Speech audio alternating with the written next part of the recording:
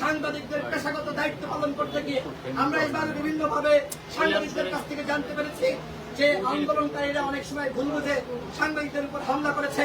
আমরা বলতে চাই আমাদের সকলে মিলে সাংবাদিকদের নিরাপত্তা নিশ্চিত করতে হবে।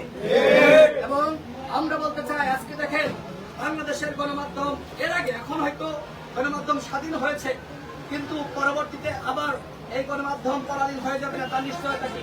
সুতরাং আইন করে গণমাধ্যমকে স্বাধীন করতে হবে। গণমাধ্যম এদেশের আয়না বা দর্পণ, সুতরাং গণমাধ্যমকে কখনোই দলীয়করণ করা যাবে না। সাংবাদিক ভাইরা, আমরা গণ অধিকার পরিষদের পক্ষ থেকে এতটুকু নিশ্চয়তা দিতে চাই যে সাংবাদিকদের পাশে গণ অধিকার পরিষদ সবসময় থাকবে। সর্বশেষ যেটি বলতে চাই, যারা এই আন্দোলন করতে গিয়ে আহত হয়েছে, যারা নিহত হয়েছে, শহীদ হয়েছে, সেই সকল পরিবারের পাশে গণ অধিকার পরিষদ থাকবে। আমরা গণ অধিকার পরিষদের পক্ষ থেকে